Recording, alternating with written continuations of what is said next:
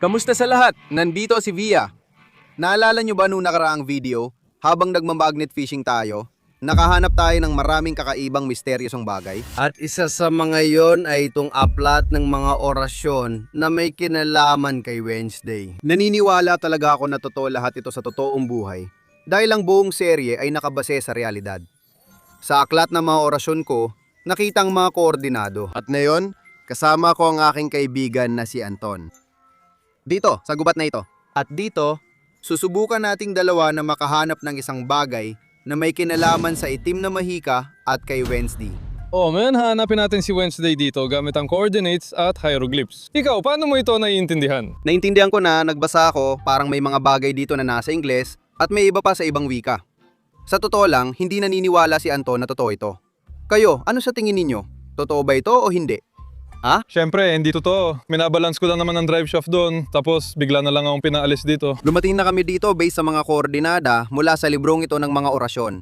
Kailangan nating tingnan kung merong kakaiba dito sa nakakatakot at misteryosong gubat na ito. Ano yun? Totoong nakakatakot na bungo yan. Hindi naman totoong bungo yan. Peke lang yan. Malapit na kasi ang pista. Halloween. Ilagay sa komento ang tunay na pangalan ng pista na yan. Napansin nyo ba na ang bungo ay may tirintas na parang kay Wednesday? Paano kung si Wednesday nga yan? Paano kung ginawa siyang ganitong nakakatakot at nakakakilabot na bungo gamit ang itim na mahika? Hindi ka ba natatakot? Paano tumutubo buhok bungo? Ibig mong sabihin, iniisip mong hindi ito totoo? Hindi naman, siyempre. Iwan na lang, baka may dumating at kunin, baka kailangan ng iba. Parang kakaiba talagang isipin na dinala tayo rito ng coordinates mula sa aklat ng itim na mahika. Ang Codex Obranium, aklat ng itim na mahika na isinulat ni Wednesday. Dito siya nagtrabaho at humanap ng iba't ibang orasyon gamit ito. Lahat ng ito ay maaari makatulong upang tumawag ng kahit sino o gumamit ng itim na mahika. Parang buhay mula sa kamatayan. At maaring may kinalaman ito dito. Parang nababaliw na ang boss, parang tinatamaan siya ng matindi. Wala naman kahit ano dito. Si Wednesday may nahanap. Tahimik muna. Makakahanap din tayo ng ebidensya. At ito ang una. Tara, tuloy tayo. Mahirap talagang maglakad sa madilim na gubat. Oo nga, talaga. At saka, sa nakakatakot na gubat na to, pwedeng may biglang lumitaw na nakakatakot at nakakagulat anumang oras. Ang nakakatakot lang dito yung namimiss ko ang tanghalian ko dahil lang sa paghahanap kay Wednesday. Kailangan maging alerto. Kailangan talagang magbantay. Ano to? Oo, ngayon dapat ka nang maniwala sa akin. Tingnan mo, nakita ko na to. Nabasa at narinig ko na rin. Parang itim na ibon. Kakaibang mata. Mga tol, sino ang nakakaalam? Sino ang nakapanood? Sino ang tunay na magaling? At sino ang nakatapos ng ikalawang season ng Wednesday? Pakisulat sa mga komento kung anong klaseng ibon to at bakit ganun ang mata niya. May nakatusok na kung ano-anong bagay sa mata niya. Sigurado akong nabasa ko tungkol sa mga sanga na yan sa isang libro ng itim na mahika. Lahat yan ay konektado sa pagtawag ng espiritu. Sino talagang nakakaalam? Pakisulat sa mga komento, mga tol. O sa ngayon ka naman siguro na parang nakakatakot na rebulto to ng isang kulto, di ba? Itim, nakakatakot at talagang mystical, di ba? Yung kulto parang para sa mga siraulo yon. Pero mas mukha talaga siyang gawa sa plastic. Amoy bulok pa nga. Marami rin nabanggit tungkol sa katakutan at kabulukan sa librong ito ng mga orasyon. Kasi naman, tungkol sa kabulukan, nakatayo siya sa bulok na tuhod. Kaya natural lang na amoy bulok siya, di ba? Anton, seryoso, hindi ka ba naniniwala? Tingnan mo, sobrang dami nakakatakot dito. At sobrang dami rin nakakatakot na larawan sa librong ito. Para sa Halloween lang naman yan. Mga batang nag-imbento, bumili sa mga marketplace, naghahanda sila. Hindi ito ay itim na mahika. Totoong nasa isang isinumpang gubat tayo. At baka may makita tayo sa mga koordinatang ito. Baka nga si Wednesday mismo. O baka naman nahanap na natin siya, hindi ko alam. Wala naman tayo nahanap, puro mga laruan lang ng bata na hindi naman kailangan. Sa totoo lang, nakakainis ka na. Plano ko sanang tuklasin ang sikreto ng itim na mahika. Intindihin ang aklat ng mga orasyon at maintindihan lahat to para sa mga taga-subaybay ko. Kung hindi ka naman naniniwala sa akin, bakit ka pa sumama sa akin? Wala naman akong choice. Sinabi lang sa akin na sumama, kaya sumama ako. Ano ba talaga hinahanap natin dito? Ang Wednesday, pambatang serye lang yan. Wala tayong makikita dito. Nakahanap na tayo ng maraming ebidensya na totoo nga lahat to. Pati nung nag-magnetic fishing tayo. By the way, kung hindi nyo pa napapanood yung video na yon, panoorin nyo sa suggestion. Maraming gamit doon. At si Anton ay nakikipagtalo pa rin sa akin ngayon. Sana yun, wala pa tayong nahanap na kapanipaniwala. Puro parang hindi maintindihan bungo pa lang, mukhang gawa-gawa lang. Ano yan? Tingnan mo, kamay ng tao to, kalansay talaga. At tingnan mo, may mga simbolo dito, mga simbolo na parang galing sa libro ko. Oh, pareho talaga sila mga pare, ang dami nila dito. At may parang balahibo at parang daliri ito. At ang lubid din, ganitong lubid ang ginagamit sa mga ritual. Isa itong ritual para tumawag ng isang demonyo. Nakakita kami ng ebidensya ng itim na mahika. Via, huwag kang magpanik. Kita mo naman, parang silikon lang yung daliri. At yung gagamba, goma lang din. Tingnan mo, yung mga daliri, nakakabit lang sa mga alambre. Hindi ko gets. Nabasa mo ba yung libro ng mga orasyon? Baka ganun talaga dapat. Baka kailangan talagang itali ng alambre. Baka kailangan talaga ng rubber na gagamba. Ayan ang kamay, ayan yung parang simbolo at bunggo. Tapos ito, may mga guhit na lubid. Yan ang orasyon ng itim na mahika. Para sila ulo lang, puro props lang yun. Hindi ako naniniwala. Sige, pulutin mo lahat yan, ebidensya yan, tapos tara na. Tingnan mo. Ayan. Apoy, kunan mo ng video. Grabe, nakakita na ako ng ganitong larawan. Kung may nakakaalam ng tamang pamagat ng librong ito, pakisulat sa komento, itim na mahika ito. At dito, pwede tayong tumawag ng kung sino mga espiritu. Kailangan nating magsagawa ng ritual. Pwede nating tawagin si Wednesday para bigyan tayo ng paiwatig. Buto na may espesyal na mga hieroglyph. Dapat din itong maging bahagi ng ritual sa bahaging ito. Dapat nandito ang hieroglyph. At ang maiwaga, nakakatakot na uwak. Siya ang tatawag kay Wednesday. Nabagit ang salagubang, meron ba dito ngayon? Ano mga salagubang, Slava? Taglagas lang, tapos na, wala nang kahit sino. Sige, baliwala na yung mga salagubang. Siguro hindi naman yan mahalaga. Ang kailangan natin ay itong puting wax na ito. Ganyan lang. Talaga nababaliw na si boss. Tumahimik ka, kailangan ko munang basahin ang orasyon. Sige, hayaan mo, Jill. Mas mga gusto niya, basta pasweldo lang siya. Boles fertis Yopokritus. Yo, Pukritus. Isara mo ang bibig mo. Binabasa ko ang orasyon. Tahimik, patay ang kandila. Ganyan nangyayari. Kung ikaw, Yo, Pukrit. Latin yan gago. Kung hindi mo alam, huwag kang makialam. Lopus Pritus Jopocritas.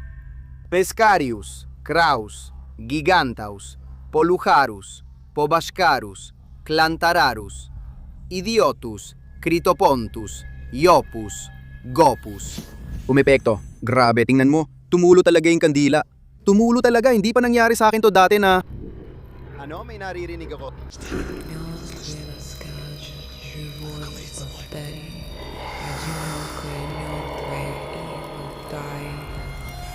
Narinig mo ba? Ang nag-iisang patay na willow ay may tinatagong sikreto. Narinig mo ba? Wala namang nangyari. Siguro guni-guni mo lang yon. Totoo, nagsalita siya. Nagsagawa ako ng ritual, tinawag ko ang itim na espiritu at binigyan niya ako ng pahiwatig. Nag-iisang patay na willow. Pero bakit willow? Puro pino ang mga puno sa kagubatang ito. Walang ibang uri. Tignan mo, iisa lang ang punong patay at dilaw na ang dahon. At sa ilalim nito, may kakaiba talaga. Tara na, nagkakatugma lahat. Totoo talagang nagkakatugma. Tingnan nyo, sa ilalim ng patay at nag-iisang puno ng willow, may nakakatakot na kotse na nakatayo. Tingnan nyo lang yan. May sapot ng gagamba, may bunggo, at may matutulis na sibat sa likod. At kung may matutulis na sibat, dapat may iba pa. Isulat nyo sa mga komento kung ano pa. Oh, tingnan mo. Nandito si Wednesday. Totoo lahat ito. Hindi lang basta kotse yan. Kotse yan ni Wednesday o kung ano pa man. Totoong kotse ito. Sinumpa ng itim na mahika. Parang espiritu na tinawag natin ang kotse na to gamit ang ritual na yon. Wala naman siya dito dati, tapos bigla na lang siyang lumitaw. Wow, isulat niya sa mga komento kung anong kotse ito. Parang hindi pa rin totoo, parang imbento lang lahat. Baka parehong tao rin ang gumawa nito. Totoo lahat to. Ito ay... Dito ba galing ang alikabok na to? Bakit ka nga ba pumasok doon? Hindi naman natin yung sasakyan. Baka dumating ang mga tao at tawagin ng pulis. Anong mga tao? Tinawag ko ang sasakyan gamit ang itim na mahika. Sira ulo ka talaga. Sira ulo ba ako sa'yo? E paano mo to ipapaliwanag? Nakatayo tayo doon, wala yung kotse dito. Tapos bigla na lang siyang lumitaw. Baka hindi lang natin napansin. Baka matagal na pala siyang nakatayo dito. Subukan nating paandarin, tingnan natin kung paano siya tumakbo. Oo, gumagana. May mga pindutan dito na parang mahiwaga. Siguro para sa itim na mahika. Kaya lumalabas na ang mga machine gun. Alam mo yon, parang sasakyan para maglakbay sa oras. Ay grabe, parang may mali. Ang orasan din ay kakaibang galaw. Pwede kaya gumagana lang ito sa isang oras, halimbawa 2:00? Ay tanga. Sige, may 5 pa tayong minuto.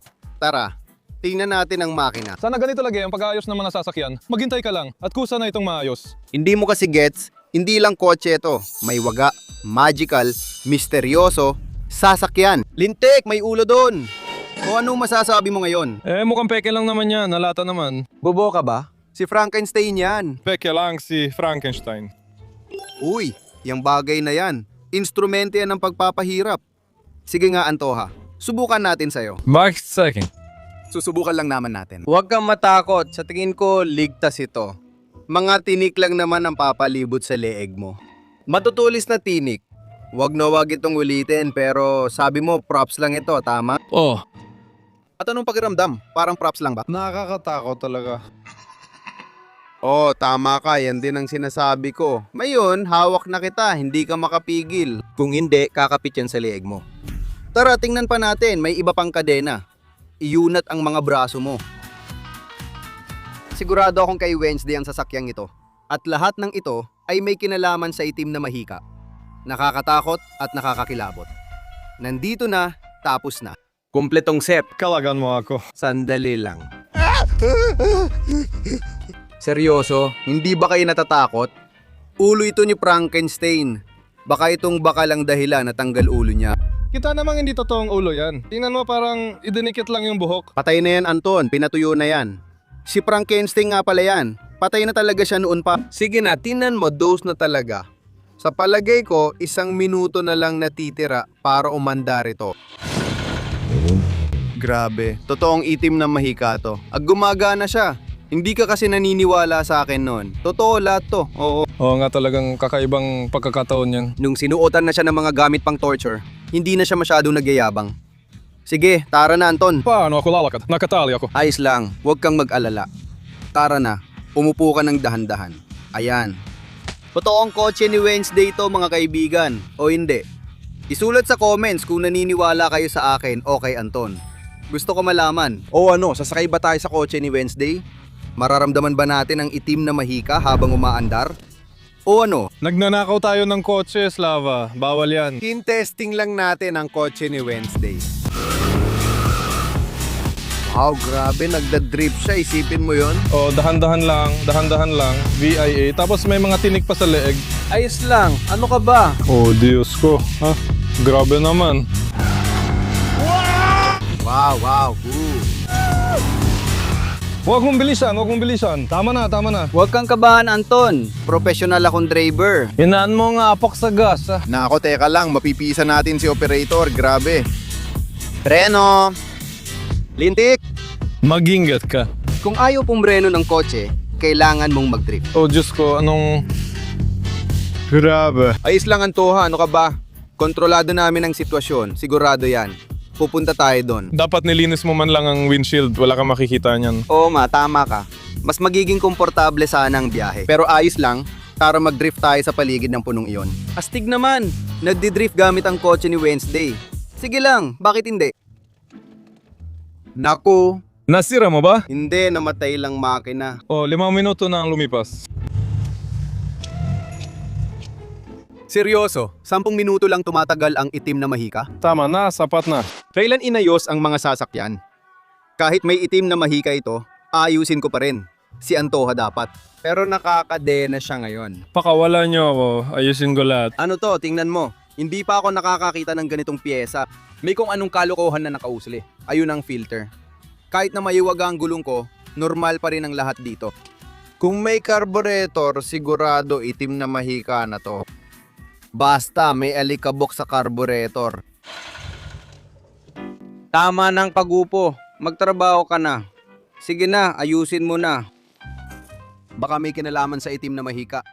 Baka kailangan pang magbasa ng ibang orasyon. At maayos ba ang sasakyan? Kagaya ng sinabi ko, kung may carburetor yan, yun lang talaga ang paraan para gumana. Sige, aaralin ko muna. Baka may makita akong tungkol sa mga sasakyang may carburetor dito. Sige, paandarin mo na, Slava. Paluin mo na lang ulo mo, gago. Pipindutin ko, pipihitin ko, sisindihan ko ang kandila, ilalagay ang takip, ayusin ang karburador, paandarin na. Sa madaling salita mga pare, hindi talaga nakakatawang sitwasyon kita nyo. Kailangan nating tingnan kung gasolina ba talaga to o hindi. Hindi ito biro Nagsisindi. Ay, grabe. Ayusin ko na lang siguro. Grabe naman. Oo nga, grabe. Nasusunog na ako, Anton. Itaas mo na yung hose at tigilan mo na ang pagtatapon ng gasolina. Saan ba talaga yan pumupunta? Hindi mo maintindihan. Siguro sa fuel pump lang. Ito ang fuel pump. Gets ko na. Sige. Ganito, pumasok ka na, may dalang flashlight, hanapin mo kung saan dapat ikabit yon. Tapos iabot ko sa'yo itong tubo. Sa logika, dapat diretso lang itong bagay na to. Dito nakikita ko na may pangkabit. Oops! Ay, hindi pala. Sige, sandali lang. Dapat gumana na to. Nakabit na ba ang tubo? Siguro, matatanggal din natin yan kasi bilis ng pagkakabit. Kailangan mong magbasa ng itim na mahika para gumana yan. Firdatu carburatu sapuskatu.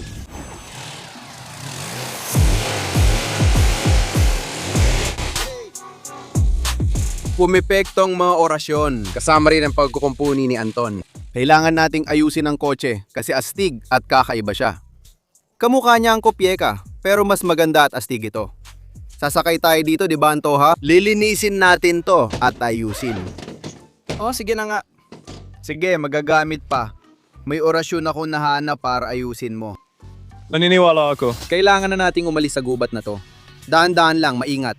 Tapos, pupunta tayo sa base natin. Daan-daan lang, maingat. Hindi pa ba sapat yung nangyari kanina para sa'yo? Oo, maingat na ako. Nagarurot lang kami. Hindi ko na uulitin. Ay, Diyos ko. Totoo ba to? Doon yata tayo sa tingin ko. Dahan-dahan lang. Nakikita ko lahat. Kalma lang. Hindi naman tayo makakadaan doon. Ano? Makakadaan ba tayo? Ay grabe naman. Nakakagulat. Mukhang na-stuck tayo. Ayun, na-stuck tayo. Kakaikot natin. Sabi ko na nga ba, hindi tayo makakadaan.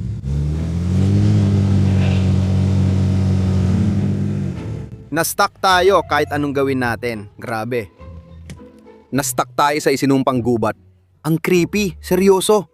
Ano tinitingnan mo, Anton? Kailangan natin gumawa ng paraan para makalis. Tumayo ka dito at gawin mo yan. Susubukan kong umatras. Bakit ako nang tutulap? Dahil ako ang boss, sabi mo nga. Gumagana pala. Astig ka, Anton. Astig ka. May mga bato sa harap kaya doon ako umakyat. Tapos parang na-stuck kami.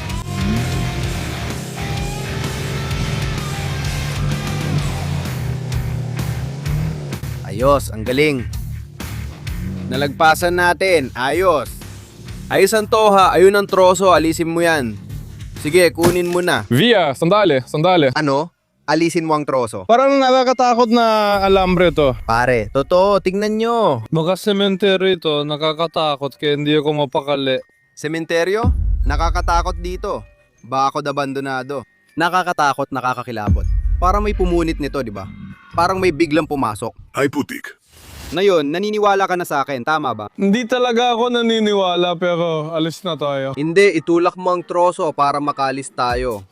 Sige, dun mo itulak. Ayoko na, hindi ko na kaya. Mas sinarangan mo pa para sa akin. Hindi naman, medyo gumanda na pero hindi pa rin makakadaan. Mas mabuti, siguro umalis na tayo dito, sa totoo lang. Kailangan nating maghanda pa ng mabuti at bumalik sa abandonadong gubat na nababakuran nitong nakakatakot, misteryoso at nakakakilabot na alambre. Sa totoo lang, nakakatakot talagang pumunta doon nang walang kahit anong panlaban. Pero kung makakuha tayo ng 10,000 likes sa video na to, babalik tayo doon at hahanapin natin ang anumang nakakatakot at nakakakilabot. Kaya mag-like na kayo. Sige na, dahil dog ka naman, uuwi na tayo sa base at susuriin nating mabuti ang sasakyan natin doon. Sa base. Pero ang sikreto ay nananatiling sikreto. At kung ano ang nasa likod ng bakod na yan, kailangan pa nating tuklasin. Hindi namin kayang umalis mag-isa, kaya humingi kami ng tulong. Naipit talaga kami at parang ayaw kaming palabasin ng gubat. Ayos lang, susubukan naming ayusin ngayon kahit di ko alam paano. Kasi bulok na tuod ito. Sige, gibayin mo na yan ng tuluyan.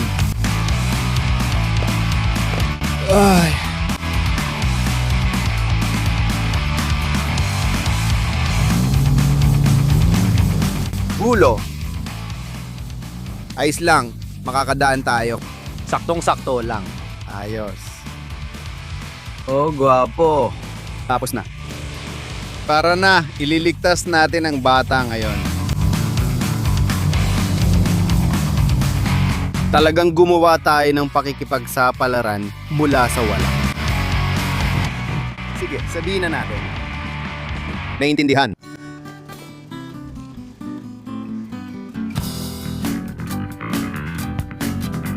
O ayan, kahit nahirapan kami, nakarating pa rin kami sa base. Tingnan mo dito, may cool na sapot ng gagamba at may letra pa doon. Hindi agad napansin. Ngayon, si Antoha, profesional na tagalinis. Ilang taon ka na bang may karanasan sa paghuhugas ng sasakyan? Ang galabing ganyim. Linisin mo na at tignan natin kung ano talaga ang itsura niya. Sasakyan ni Wednesday na nahanap natin sa gubat.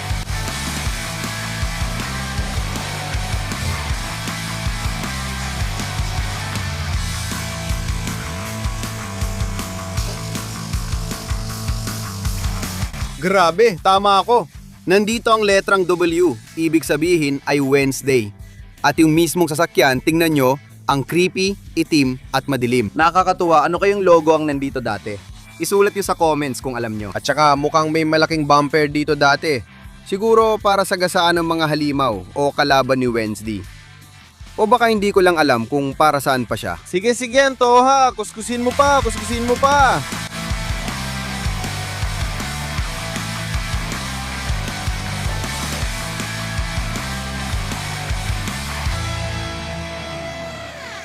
Ayos naman ang kinalabasan. Pero may mga natira pa ring mga mansa. At ayan, tingnan nyo. Hindi pa rin perpektong malinis. Ang bungo ay magiging mas nakakatakot at nakakatindig balahibo. At gaganda pa ang itsura kung dadagdagan ng makulay na bula. Anton, nailagay mo na ang makulay na bula? Oo. Gustong gusto kong magwisik ng bula sa kotse. Diretso sa bungo. Huwag kalimutang mag-like kung gusto nyo pa ng mas maraming video tungkol sa pag-restore ng mga sasakyan. Kaya namin gawing perpekto to. Ibig sabihin, hindi lang namin huhugasan tulad na yon, i-restore talaga namin kung marami kayong ganong komento at interes sa video na to. Habang nilalapatan ko ng bula, si Antoha naman ay maingat nang naghuhugas para siguradong walang mansa at maging malinis at maganda ang resulta.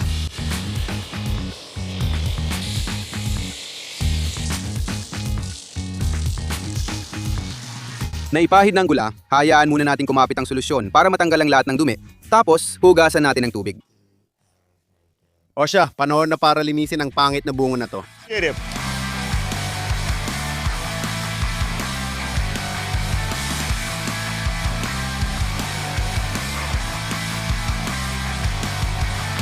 Oo mga pare, ito talagang sasakyan ni Wednesday.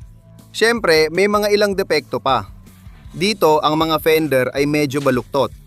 May mga maliliit na sira dito. Ito, basag ang ilaw. Pwede natin itong ayusin at gawing perpekto. Siyempre, kung susuportahan nyo kami sa bagay na to. Pero sa totoo lang, umaasa ako na nagustuhan nyo ang episode na ito. Sigurado ako magla-like kayo sa video at magsusubscribe sa channel. Naniniwala ka na ba na totoo ang itim na mahika at kay Wednesday? Ngayon, syempre, naniniwala na talaga ako sa'yo. Nagsisinungaling ka. Naniniwala ako dahil ikaw ang boss. Pero naintindihan mo naman kung anong kababalagan ang nangyari sa atin buong araw. Nakakita tayo ng maraming kakaibang bagay. Nagsagawa tayo ng totoong ritual ng itim na mahika. Lumitaw lang bigla ang sasakyan na yon mula sa kung saan. Tapos biglang natanggal ang fuel line nito. At ikaw ang nag-ayos nun. Totoo, inayos ko lang talaga yun. Yung tungkol sa itim na mahika, ikaw na lang ang nag-isip nun. Mga batang scout lang yun, naglalaro para sa Halloween. Oo, mga batang scout, syempre. Marami pang dapat ayusin. Mula pintura hanggang loob. Halatang hindi pa tapos lahat. Pati fuel system, kailangan pang tapusin ang kumpuni. Bahala na kayo. Kapag maraming views at likes itong video, siguradong gagawin natin. Basta sana ay nag-enjoy kayo sa video na ito. Kasama nyo ako, si Via at si Anton. Salamat sa panonood. Paalam.